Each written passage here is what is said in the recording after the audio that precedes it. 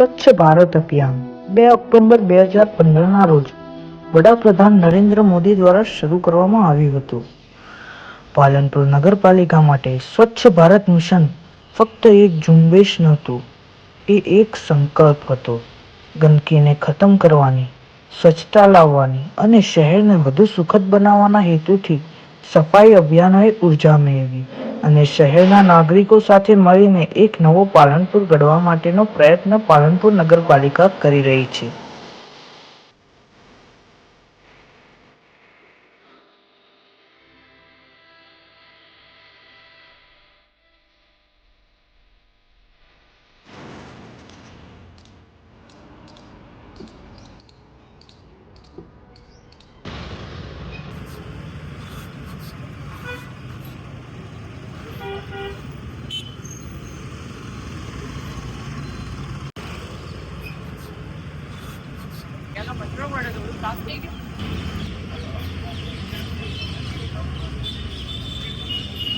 કેટલો કચરો પડતો હોય, બધું સાફ થઈ ગયું એકદમ.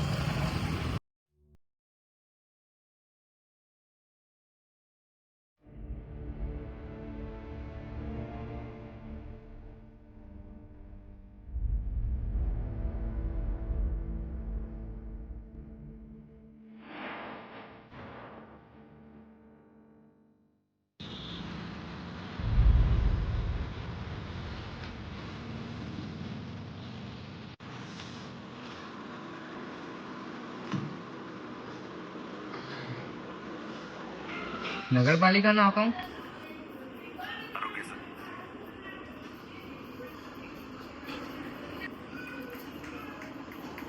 આ નગરપાલિકાએ શું મૂક્યું છે? 10,000 જીતવાની તો આ તો મિત્રોને કેવું જ પડશે.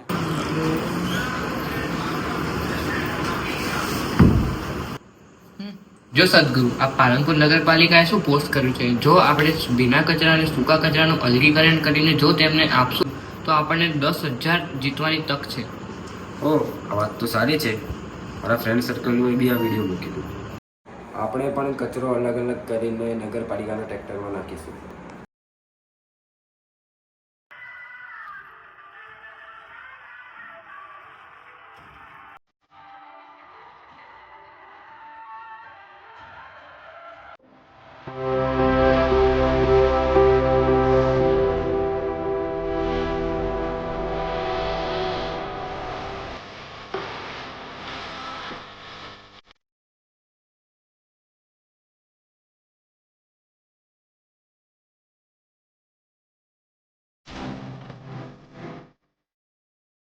જોયું ને મમ્મી, નગરપાલિકાની ઇનામની જાહેરાત જોઈને મારા મિત્રોએ પણ તેમને પોતાની જવાબદારી સમજી અને ડોર ટુ ડોર કચરા કલેક્શનમાં તેમને કચરો નાખવાનું ચાલુ કર્યું છે અને જ્યાં ત્યાં કચરો ના નાખવાનું નક્કી કર્યું છે અને તેમને તેમના મમ્મી પપ્પાને પણ આ બાબતેની જાણ કરી છે.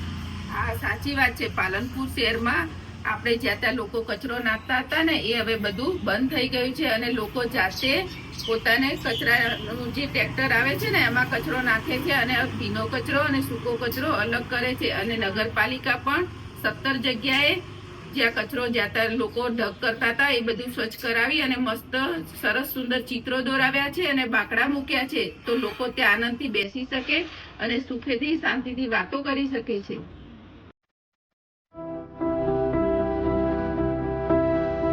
જોયું ને મિત્રો, નગરપાલિકાની જાહેરાત જોઈ ઇનામ માટે નહીં પરંતુ પોતાની નૈતિક જવાબદારી સમજી આપણું શહેર સ્વચ્છ રાખવું જોઈએ તે દિશામાં આગળ વધી પોતાના સ્વભાવમાં સ્વચ્છતાને ઉતારી એક સંદેશ આપ્યો છે. અસ્તુ. જય ભારત, જય હિન્દ.